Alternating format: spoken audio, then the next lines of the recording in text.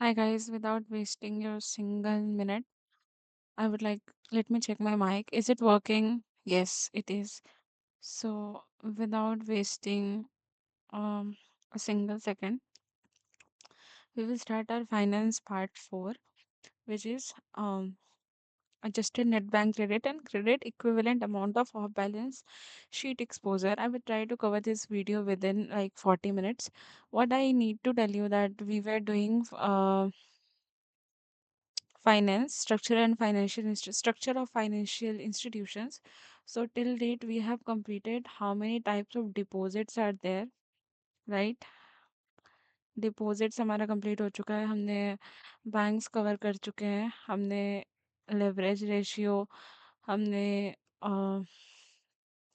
Paid up capital, इस तरह के सारे टॉपिक्स को कंप्लीट कर लिया। दिस यानी कि हम किस तरह से हम लोग बेसिक्स के साथ आगे बढ़ रहे हैं। तो आई थिंक कि it is not a hack for you now, because हमारा लास्ट टॉपिक बैंक्स को समझने के लिए बच गया था कि बैंक्स को जो टारगेट मिलते हैं वो बैंक पूरा कैसे करती है।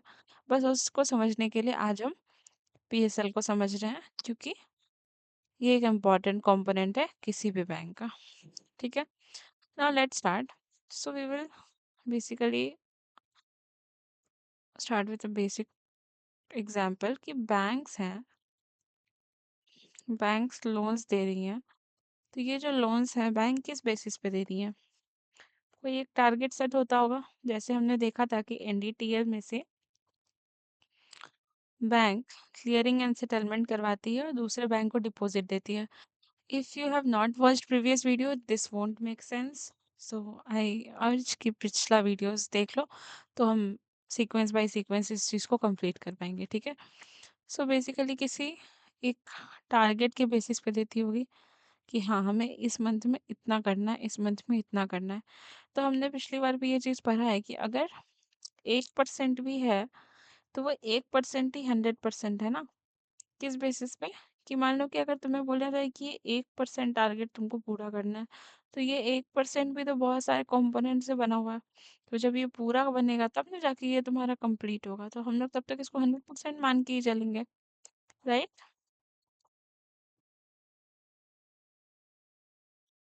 तो यहाँ पे होता है कि बैंक्स जब लोन्स देती हैं तो 100% लोन्स में से आरबीआई कहता है, गवर्नमेंट ऑफ इंडिया कहता है कि आप सिर्फ उन लोगों को लोन नहीं दे सकते जिसके थ्रू आपको इंटरेस्ट आए, आपको प्रॉफिट आए। आपको उन लोगों को भी लोन देना है जिनको जो नीडी है।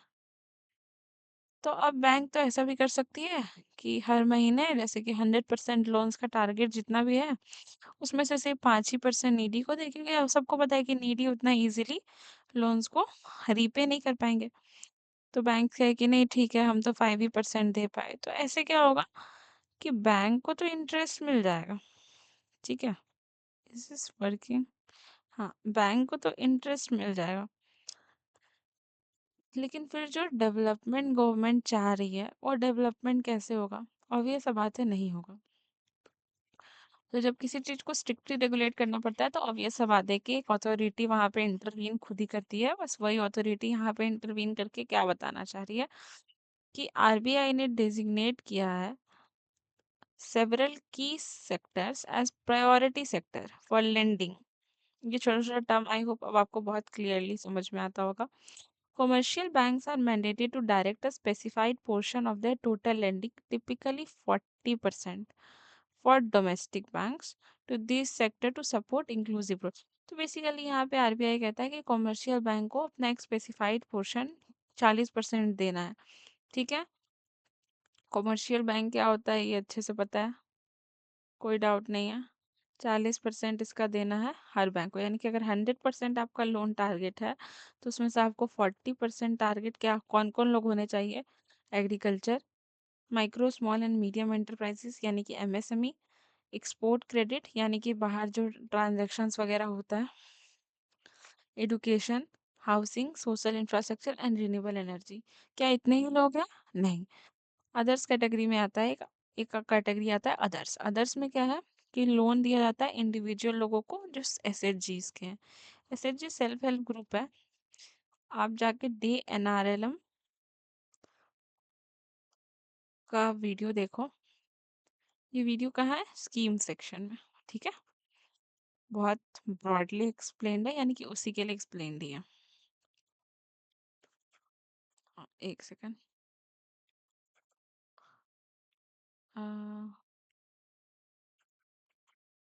ठीक है, I hope this was very clear. उसके बाद वीकर सेक्शन में SC ST, minorities, women, people with disabilities और अब ट्रांसजेंडर को भी इंक्लूड कर लिया गया है, ठीक है। अभी ये 40% कैसे देना है, ये डिसाइड कैसे होगा, तो ये अभी हम लोग समझेंगे, ठीक है। It's very simple, I will tell you. हम मान लेते हैं कि बैंक किस तरह से लोन देती है, हम कमर्शियल बैंक्स का बात कर रहे हैं, ठीक है। एक तो लोन आता है प्रॉमिसरी नोट के बेसिस पे। प्रॉमिसरी नोट क्या है? मान लो कि पर्सन ए है जो बैंक के पास आया, बैंक ए के पास, और ये गया बोला कि पर्सन बी ने मेरे से 3,000, तीन, हाँ समझ लेते हैं कि 3,000 रुपये लिए हैं, ठीक है।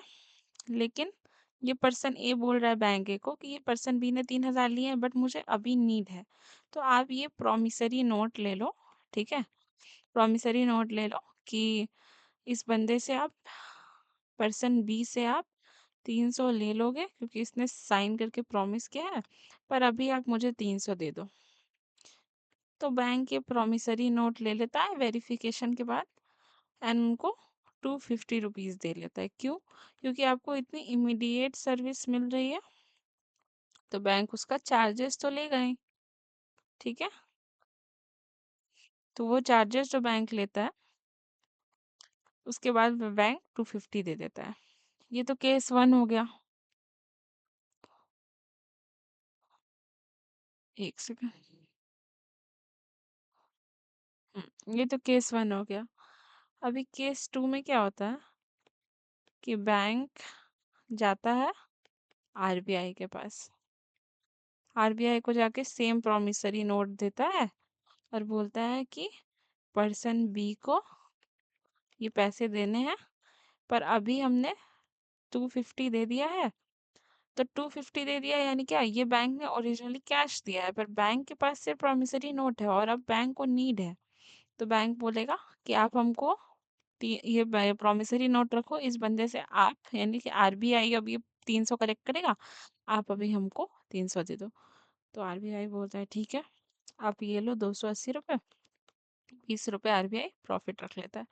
अच्छा, बैंक 50 का प्रॉफिट किया और RBI 20 का। क्यों? क्योंकि बैंक कस्टमर को काम दे रहा है और RBI ऑब्वियसली बैंक के बेनिफिट के लिए काम करता है। जस्ट एज अ चार्जेस वो 20 रुपीज़ डिडक्ट करता है, वो भी किस चीज़ का? इमीडिएट सर्विस दे रहा है, दैट्स इट, ठीक है। आई होप यहाँ तक बहुत ज़्यादा क्लियर था, कुछ नहीं था इसमें एक्स्ट्रा परेशान होने वाला। एक सेकंड, ये समझ गए? तो ये केस हो गया प्रॉमिसरी नोट का, जहाँ बैंक प्रॉमिसरी नोट के थ्रू काम करता है। तो अब मान लो कि क्योंकि बैंक लोन दिया है, लोन एक रिस्क है, लेकिन अब ये रिस्क किसको ट्रांसफर हो गया? RBI को। तो ये अब बैंक का रिस्क नहीं रहा। फिर क्या होगा? बैंक देगा कंपनीज को लोन, ठीक है। कंपनी ए आया, बैंक को बोला कि हमको अपना कंपनी डेवलप करने के लिए 1,000 CR का लोन चाहिए, करोड़ का लोन चाहिए, और बदले में हम आपको 20% देंगे। तो बैंक बोला नहीं नहीं, 20% तो हम चार्ज करते हैं, आप हमको 25% दीजिए। तो ये क्या है? बैंक का प्रॉफिट हो रहा है। हम पढ़े हैं ना बैंक का सेल्फ मनी क्या होता है। प्लीज पुराना वीडियोस देखो, बहुत हेल्प करेगा। उसके बाद तो बैंक बोला ठीक है, तो ये क्या हुआ? ये बैंक एक प्रॉफिट दिया, तो रिस्क है यहाँ पे। लेकिन अगर बैंक रिस्क को एस्केप कर लिया तो यहाँ बैंक का प्रॉफिट बन जाएगा। ये था एक केस जिसमें बैंक का दूसरा तरह का बैंक कौन सा लोन देगा, इकोनॉमी डेवलप होने वाला। अब ये किस तरह से इकोनॉमी डेवलप हो रहा है, इनडायरेक्टली। बैंक क्या कहता है, बैंक के पास आया, मान लो कि एक पब्लिक सेक्टर का कंपनी आया, ठीक है, पब्लिक सेक्टर का कंपनी है, टाटा टीसीएस आ गया। टीसीएस आके बोला कि ठीक है हम यहाँ पे एक बिल्डिंग बनवाएंगे, तो यहाँ इसमें मॉल रहेगा, यहाँ हॉस्पिटल रहेगा। अब ये क्या होगा, डेवलपमेंट का काम हो गया। क्यों, क्योंकि ये इनडायरेक्टली तो टैक्स ही जनरेट करेगा ना, और टैक्स फिर घूम फिर के किसके पास आएगा, गवर्नमेंट ऑफ इंडिया के पास। तो इवन तो ये एक रिस्क है, लेकिन क्योंकि ये बाद में बेनिफिट करेगा, इसलिए इसको बैंक रिस्क में नहीं काउंट करता है, ठीक है। उसके बाद ये, अब बैंक किस तरह से लोन दिया, बैंक देखा कि ठीक है ये मेरे पास टोटल इतना मेरा अपना क्रेडिट है, नेट क्रेडिट। हम नेट क्रेडिट ग्रॉस क्रेडिट पढ़ चुके हैं, तो मेरा नेट क्रेडिट इतना है, तो इसमें से हम प्लस कर लेंगे पहले जो हम कंपनी को लोन दिए, तो इस कंपनी के लोन को हम क्या बोलते हैं, नॉन एसएलआर लोन्स, ठीक है। और इसमें से हमको इंफ्रास्ट्रक्चर वाला लोन को माइनस करना पड़ेगा, और इसमें से हमको प्रॉमिसरी नोट को भी माइनस करना पड़ेगा। तो ये जब टोटल माइनस करने के बाद जो बैंक के पास आएगा इतना, ये होगा बैंक का असली रिस्क, जितना बैंक पोजेस करता है रिस्क। क्या होगा बैंक का रिस्क, टोटल नेट क्रेडिट और नॉन एसएलआर लोन्स।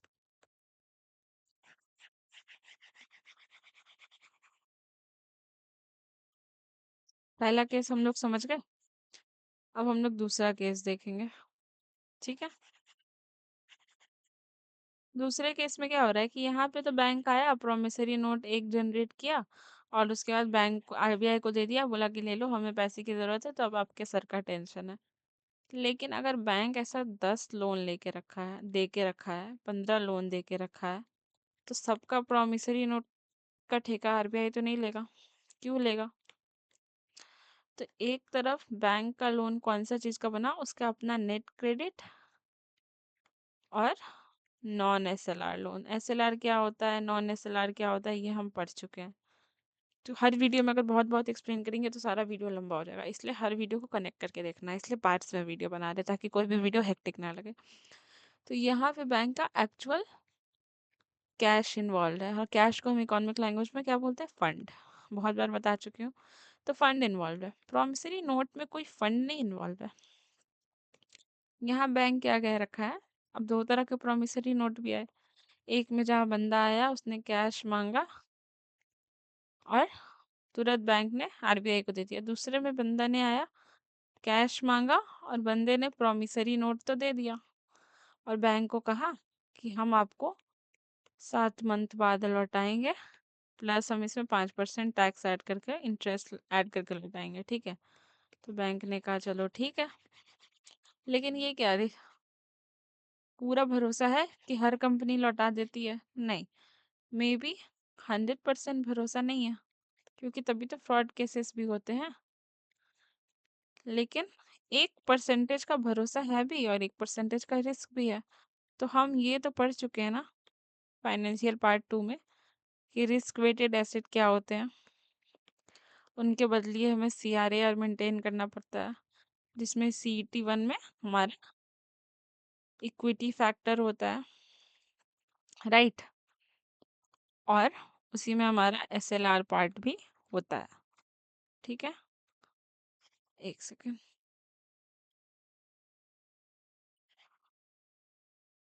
हाँ आई डोंट नो ये बीच बीच में क्यों काम करना बंद कर देता है,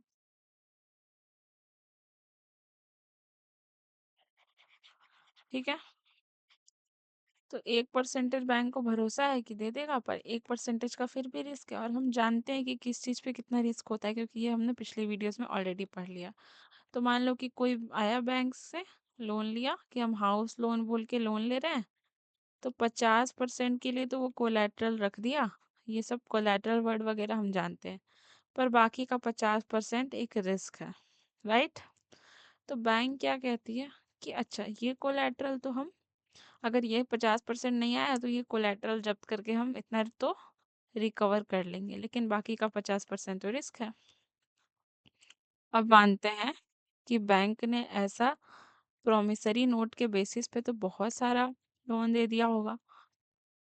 अगर हर लोन तो अपने आप में 100% है, पर हम पूरा 100% थोड़ी ना रिस्की है हमारा। किसी लोन में 35% रिस्की है, किसी लोन में 20% रिस्की है, किसी में 50%, ये तक भी हम जानते हैं कि किसी में 125% और किसी में 150% भी रिस्की होता है।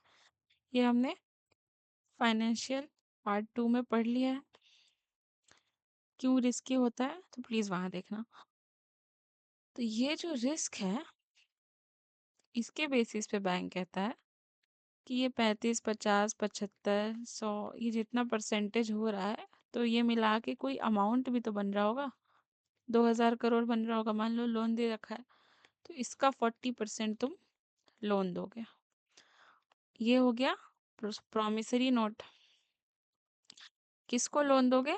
प्रायोरिटी सेक्टर्स को। प्रायोरिटी सेक्टर्स हमने पढ़ा अभी, एग्री, एमएसएमई, एक्सपोर्ट, ठीक है।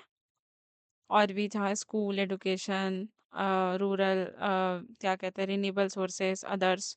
तो 2000 करोड़ बना प्रॉमिसरी नोट का। ये बैंक ने पैसे भी दिए नहीं है, लेकिन ये इसका रिस्क है। अब ऐसा नहीं है कि इतना ये रिस्क है, लोन इससे ज्यादा का है, लोन 5000 करोड़ का है। हमने क्या पढ़ा अभी यहाँ पे कि लोन तो 100% करके है, लेकिन ये हम रिस्क पे कैलकुलेट कर रहे हैं।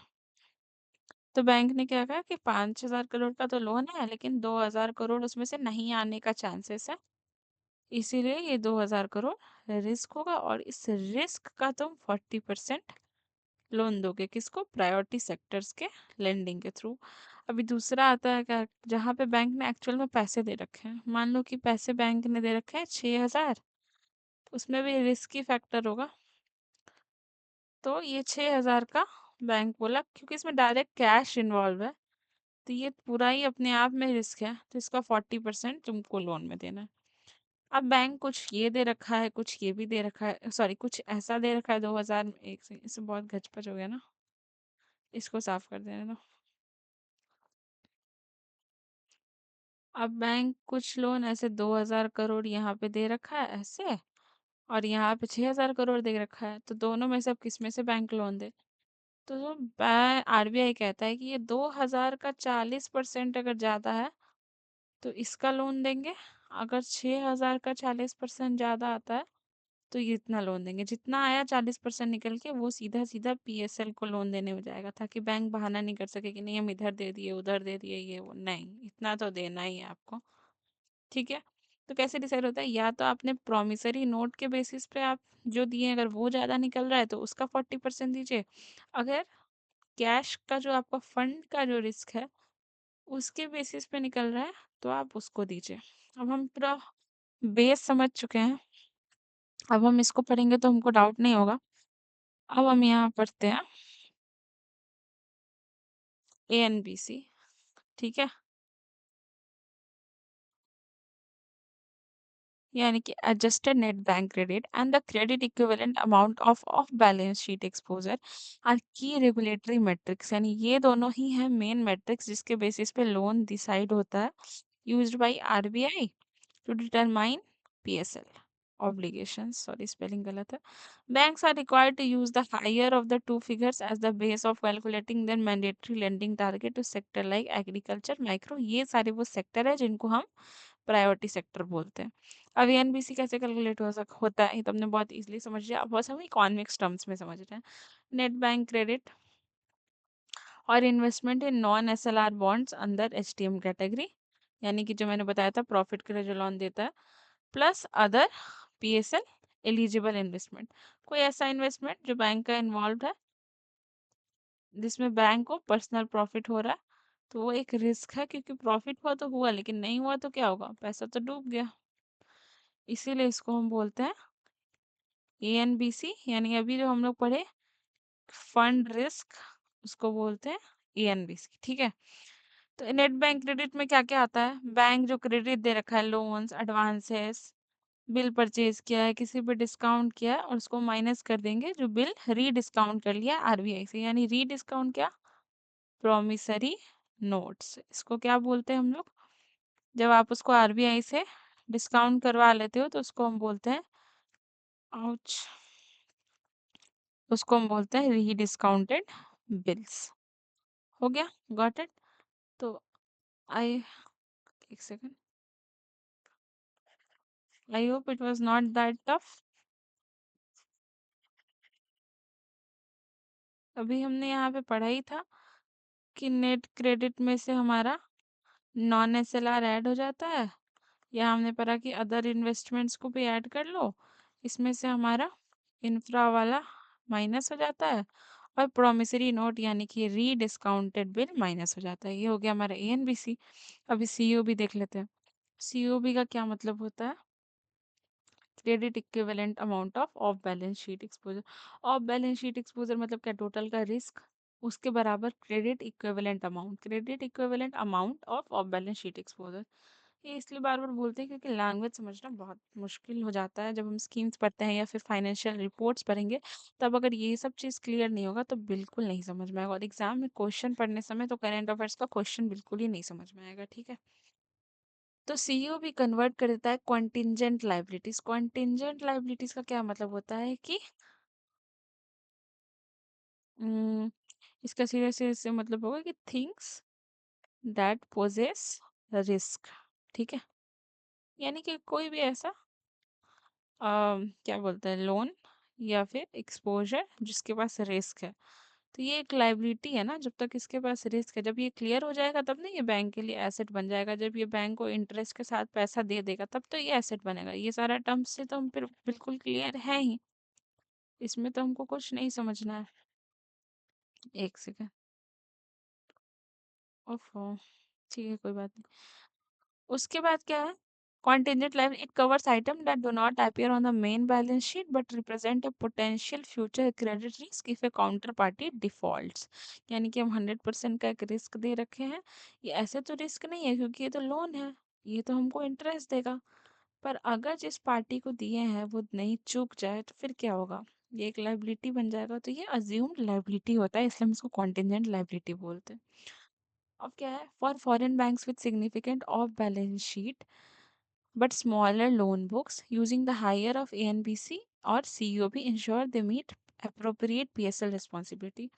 अब बाकी बैंक का तो ठीक है, फॉरेन बैंक का क्या होता है, फॉरेन बैंक का ज़्यादा ट्रांजैक्शन एक्सपोर्ट का इंटरनेशनली होता है, तो इनके पास डोमेस्टिक फंड का इशू क्यों आएगा, यानी कि इनका एएनबीसी तो हमेशा लो होने वाला है। लेकिन क्योंकि ये क्रेडिट पे बड़ी बड़ी कंपनियों को दे रखा है तो कंपनी तुरंत थोड़ी पैसा देती है, वो बोलती है 2 साल में अगर मेरा इतना प्रॉफिट हो जाएगा तो उसके बेसिस पे हम आपको इतना रिटर्न कर देंगे। लेकिन ये 2 साल के टाइम के लिए ये एक रिस्क है, एक लाइबिलिटी है। तो ये हो गया सीओबी, क्योंकि ये तो प्रोमिसरी नोट है। अभी ये री डिस्काउंट नहीं हुआ है। प्रोमिसरी नोट और री डिस्काउंट में क्या फर्क है, री डिस्काउंट आरबीआई से करवा लिया गया है, और जब तक नहीं करवाया गया तब तक वो एक प्रोमिसरी नोट है और उसका रिस्क है।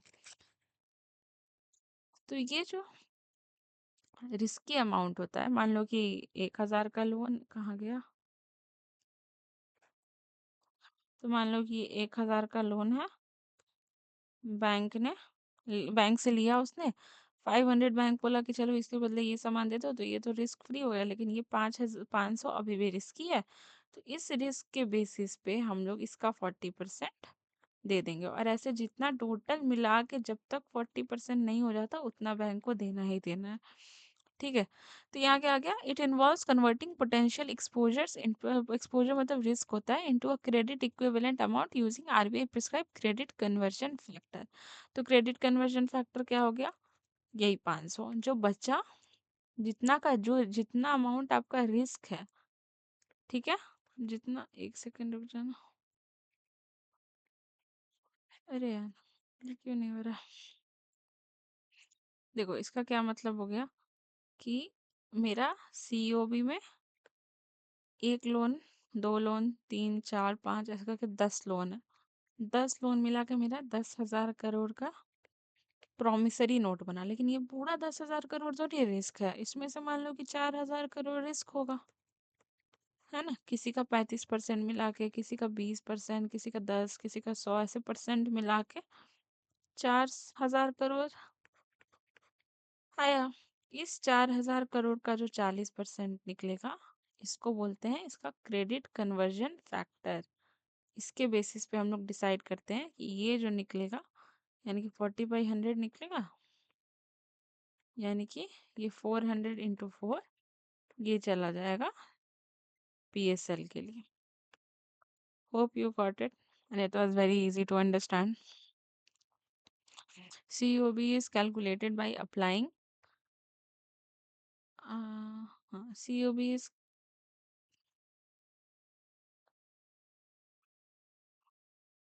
calculated by applying specific credit conversion factor to notional amount of the off balance sheet exposure। तो यही जो एक्सपोजर रिस्क आया उस पे लगा दिए, उसके हिसाब से निकाल दिए। अब बैंक का टोटल PSL टारगेट कितना होता है? 40% होता है, जितना उनका फाइनल आता है। कौन सा? अगर ANBC ज़्यादा है तो ANBC यानी फंड ज़्यादा है तो उसके बेसिस पे, अगर CUB ज़्यादा है तो उसके बेसिस पे। ये इसका भी एग्जांपल समझ लेते हैं। मान लो कि एक बैंक का ANBC बना, यानी कि फंड बेस्ड रिस्क बना 10,000 करोड़, और COB बना 12,000 करोड़, यानी कि वो प्रॉमिसरी नोट पे कितना रिस्क लिया? 12,000 करोड़ का, और ANBC पे लिया 10,000 करोड़ का। तो उसका टोटल रिस्क ज़्यादा किस पे वो लिया? अब ये सब बातें COB पे लिया, तो 12,000 करोड़ का 40% निकाल के हम दे देंगे, तो 4,800 करोड़ बैंक दे देगा PSL के लिए। अब मान लो कि इस केस में 10,000 करोड़ है और 8,000 करोड़ है, COB कम है, NBC ज़्यादा है, तो ANBC ले लेंगे। तो यानी कि जो ज़्यादा रहेगा बैंक कहता है कि वो लो। अभी यहाँ समझ लेते हैं एक बार। हर बैंक के लिए अलग अलग टारगेट है कि हमको इतना इतना हर महीने करना है। पब्लिक और प्राइवेट सेक्टर बैंक को 40% लोन देने के लिए गया है। अब ये 40% में एक second, why is it not working?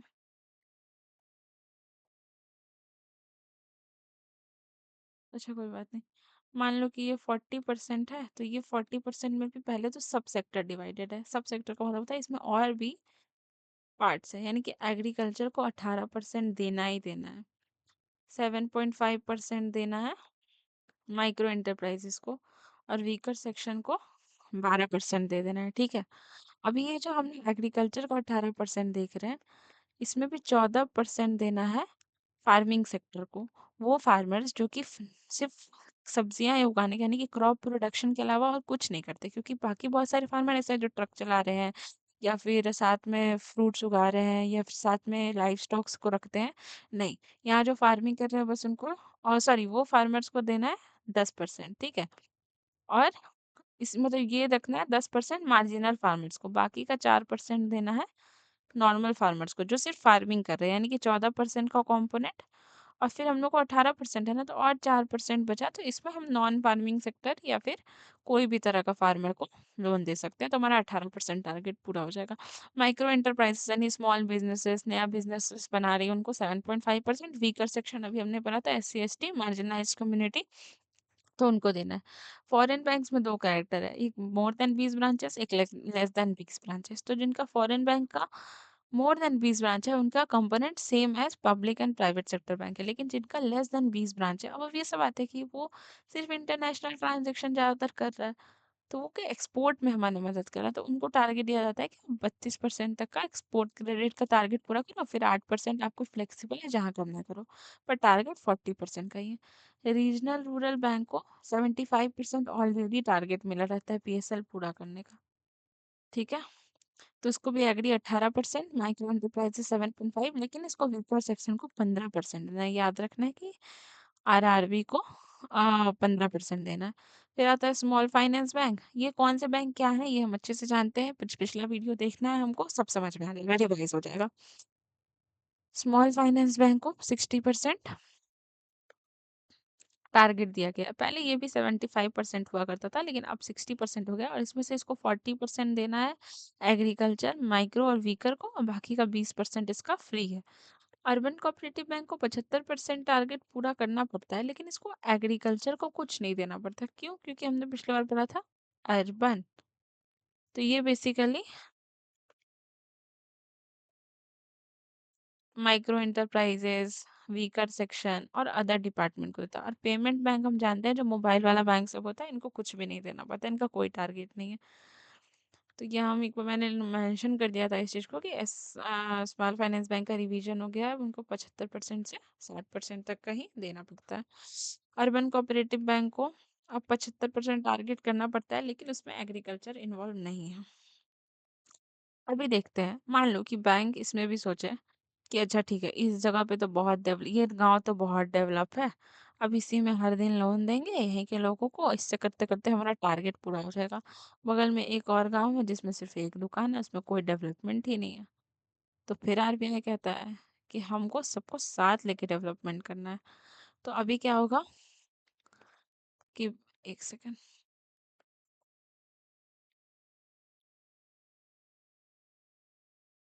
Y is the eraser not working? अगर कोई वीडियो देखता है तो मुझे बताना है कि वर्ड में इरेजर का इशू क्यों होता है।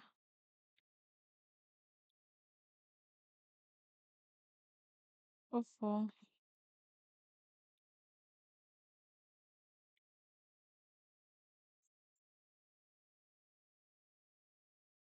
I don't know what issue happens, keep happening with it. ठीक है, यहाँ समझते हैं।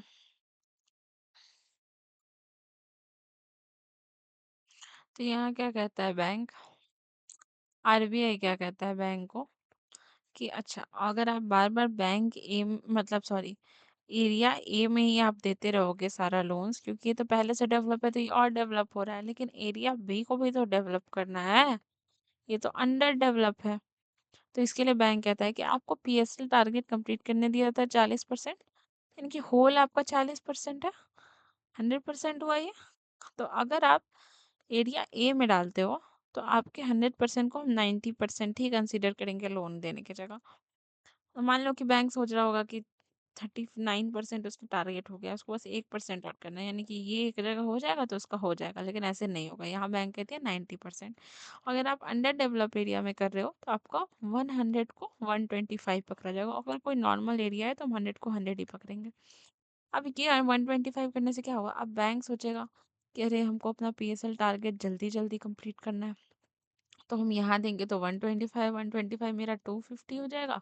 लेकिन अगर हम इस एरिया में देंगे तो मेरा 90 प्लस 90 180 होगा, यानी कि टोटल ब्रॉड वे में तो हमको 70 का लॉस हो जा रहा है। मान लो ऐसे करते करते तो ये 250 चार लोन दे दिया यहाँ, तो ये तो 500 हो जाएगा, है ना।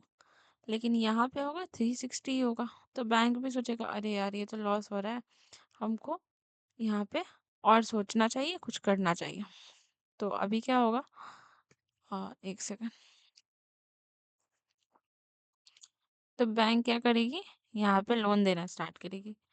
अब इसके वजह से क्या होगा, इस जगह का डेवलपमेंट होगा, बैंक का टारगेट जल्दी पूरा होगा, तो ओवरऑल आरबीआई का जो डेवलपमेंट एजेंडा है विथ बेनिफिट वो फुलफिल हो जाएगा। यही तो चाहती है ना गवर्नमेंट। उसके बाद क्या, अभी होगा ये कि मान लो कि बैंक को 18% देना है एग्रीकल्चर के लिए। अब बैंक को 18% में हमको पता है कि 10% देना है मार्जिनल फार्मर्स को, उसमें से भी 4% फार्मिंग वाले को देना है, और बाकी का 4% सिर्फ वो इधर उधर दे सकता है। अब मान लो कि बैंक 10% मार्जिनल को तो दे दिया, लेकिन ये 4% टारगेट बैंक का पूरा ही नहीं हुआ। और यहाँ हम जानते हैं कि माइक्रो सेक्टर में, माइक्रो इंटरप्राइजेस सेक्टर में बैंक को 7.5% देना है। तो मान लेते हैं ना कि बैंक ने 5.5 तो दे दिया, लेकिन बैंक का 2% टारगेट ही नहीं पूरा हुआ। और वीकर सेक्शन को बैंक को 12% देना था, तो यहाँ 5% हुआ, 7% हुआ ही नहीं। तो ये तो बैंक का टारगेट इनकम्प्लीट रह गया। तो ऑब्वियस सा बात है कि अगर आपको कोई टारगेट दिया जाएगा और अगर आपका टारगेट इनकम्प्लीट रह जाएगा तो उसके बेसिस पे आपको कोई ना कोई पेनल्टी तो देनी पड़ेगी। Same goes with banks. तो बैंक क्या कहता है, बैंक के साथ क्या होता है, आरबीआई क्या कहता है कि आप अगर लोन देने से फेल हो जाते हो अपने टारगेट को मीट करने से, तो आपको देनी पड़ेगी पेनल्टी, पेनल्टी दो तरह की। एक तो आपका, जो आपने मान लो कि आपका 18% टारगेट की जगह आप 16% टारगेट ही मीट कर पाए। एक बार आप 18% की जगह 14% ही मीट कर पाए, और एक बार आप 18% की जगह 10% ही मीट कर पाए। तो अभी क्या होगा, यहाँ पे आप 2% टारगेट से छूट गए, यहाँ 4% टारगेट से छूट गए, और यहाँ आप 8% टारगेट से छूट गए, जो कि बहुत ज़्यादा है। तो फिर बैंक कहता है कि आपके पास अब दो तरीका है, ठीक है, लिटरली। तो बैंक इनको दो तरीके बता देता है कि आप क्या कर सकते हो, कि ये आपका जो फंड है, पहले तो आप कोशिश करो कि आप PSLC का, यानी कि प्रायोरिटी सेक्टर लेंडिंग सर्टिफिकेट्स ले लो। अब सर्टिफिकेट्स कैसे ट्रेड होता है, क्वेश्चन तो ये है। तो RBI ई कुबेर का प्लेटफॉर्म देती है, ठीक है। ये ई कुबेर का प्लेटफॉर्म है जिसपे होता है कि ये बैंक ए है, मान लो कि SBI, और ये बैंक बी है, यानी कि RRB, यानी कि बैंक ऑफ इंडिया। तो RRB बैंक ऑफ इंडिया है, और SBI कमर्शियल बैंक है, हम तो जानते ही हैं। इसने तो अपना टारगेट अब ये सब पूरा किया होगा, क्योंकि इसको 75% टारगेट पूरा करना है। तो मान लो कि 18% की जगह 20% लोन दे दिया है, ठीक है, और ये 18% की जगह 16% टारगेट ही पूरा कर पाया, तो इसका -2% है, इसके पास +2% है। तो ये अपना 2% से इसको, मतलब इसको ये कुछ इंटरेस्ट पे करेगा, और इससे ये 2% क्रेडिट ले लेगा। तो इसके पास क्या होगा, सर्टिफिकेट आ जाएगा कि हाँ, इसका PSL टारगेट पूरा हो गया, क्योंकि ये पेनल्टी दे दिया। तो इसका, इसको कोई अलग से पेनल्टी नहीं लगेगा। अब ये जो ट्रांजैक्शन होता है, इसमें कोई भी क्रेडिट इन्वॉल्व नहीं होता है, क्योंकि ये एक प्लेटफॉर्म पे ट्रांजैक्शन हो रहा है। तो यहाँ से जो SBI से जो इंटरेस्ट आया, वो डिडक्ट होके ऑलरेडी अकाउंट में ऐड हो गया इसके, RRB के, और इससे जो इसने क्रेडिट स्कोर दिए, ये RBI के डैशबोर्ड पे वहाँ अपडेट हो गया कि SBI का टारगेट पूरा हो गया। किस थ्रू से हुआ, ये भी बता देता है। अच्छा, अब ऐसा हो सकता है कि मान लो कि कोई भी बैंक अपना ट्रेड ही ना कर पाए, नहीं ट्रेड कर पाया, तो वैसे में क्या होगा कि जितना टारगेट से आप फेल कर गए हो, मान लो कि आपका 18 की जगह 16% ही हो पाया, तो 2% जो है सीधा सीधा एक फंड में जमा हो पाएगा, हो जाएगा, जैसे कि RIDF, NHB का, सिडबी, ये सारे अलग अलग बैंक के फंड्स हैं। ये तो बैंक ही है, RIDF नाबार्ड का फंड है, ठीक है।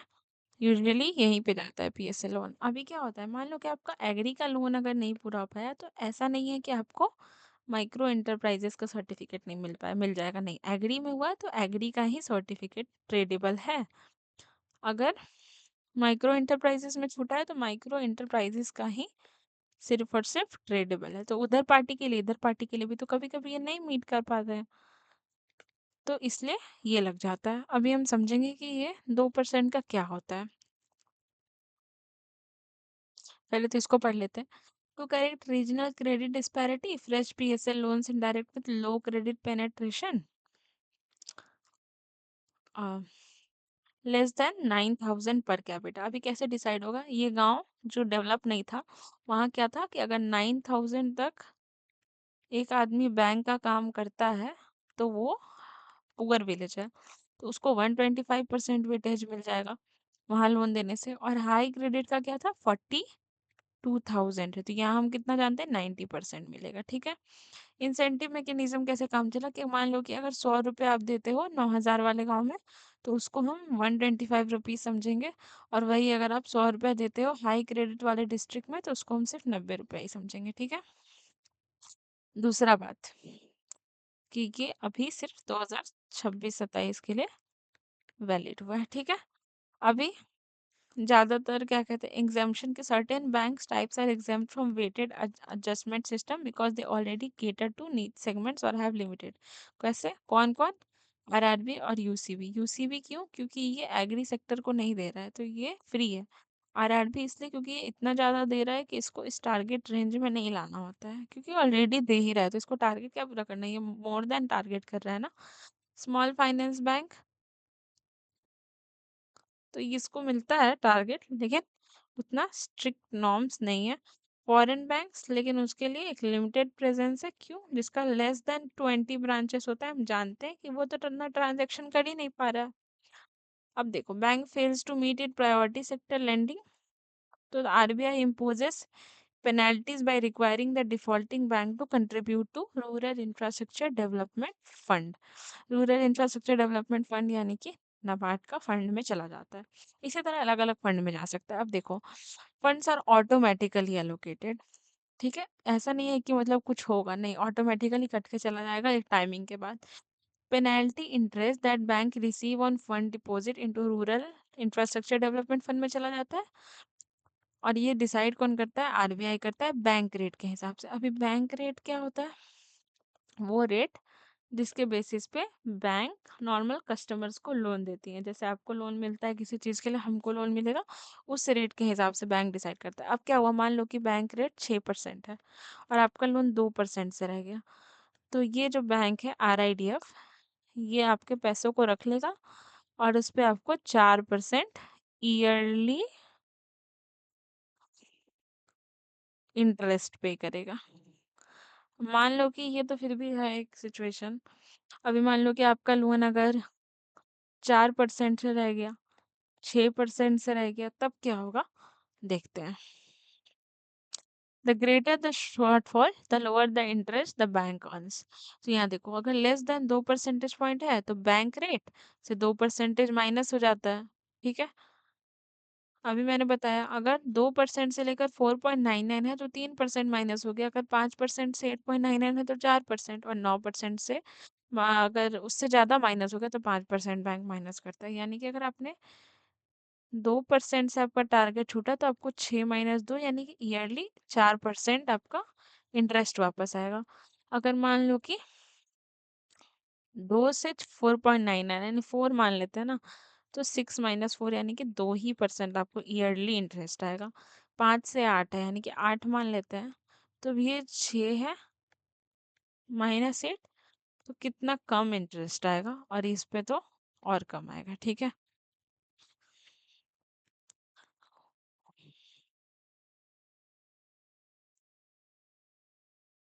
सॉरी सॉरी, ये तो एक गलती कर दिया मैंने। हम्म, अगर ऐसा होगा तो 6%, सॉरी, 6% -4% यानी कि 2% आएगा। यहाँ 3 था ना, ये इससे माइनस करना है, उससे नहीं माइनस करना है। और यहाँ 9% से ज़्यादा अगर आपका टारगेट नहीं मीट कर पाते, आप मान लो कि आपको 40% करना था, आप मान लो सिर्फ 31% किए, तो 9% नहीं हो पाया ना, तो बैंक रेट आपका 6 - 5 यानी कि 1% आपको ईयरली सिर्फ पैसा आएगा। मान लो कि आपका 9% कितना होता, अगर मान लो 9% आपका 1000 होता, तो 1000 पे आपको सिर्फ 1% लो इंटरेस्ट आएगा साल में। अच्छा, अभी क्या होता है, एक सेकेंड।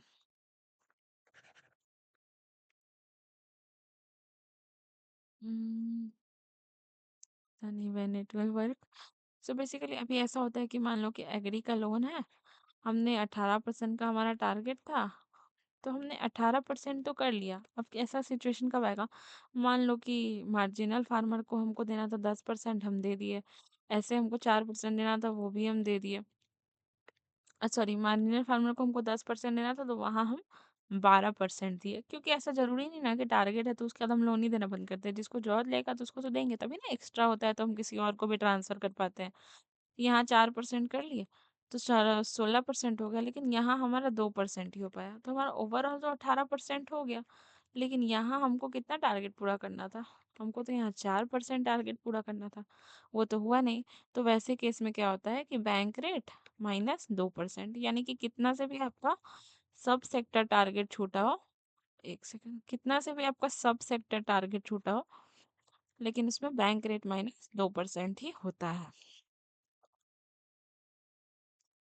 लेकिन क्या कंडीशन है कि ओवरऑल टारगेट पूरा होना चाहिए, यानी 18% तो पूरा हुआ, लेकिन एक सेक्टर में ज़्यादा हो गया, एक सेक्टर में कम हो गया, तो उस सेक्टर के लिए आपको 2% आपका कट जाएगा, और नहीं तो आप ट्रेड करके उसको बैलेंस कर लीजिए।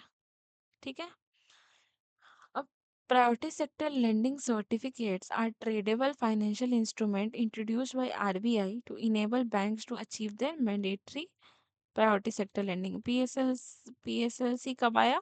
पीएसएलसी आया आपका 2016 में, आरबीआई लेके आया। There is no transfer of credit और एसेट्स, ये भी बात याद रखना है, फिर बता दिया। और पीएलसी को ट्रेड कहाँ किया जाता है? आरबीआई के इकोबेर प्लेटफॉर्म पे। और रेट कैसे डिसाइड होता है? यानी कि अगर बैंक ए से बैंक बी को चाहिए, तो क्या बैंक ए कुछ भी रेट बोलेगी? नहीं।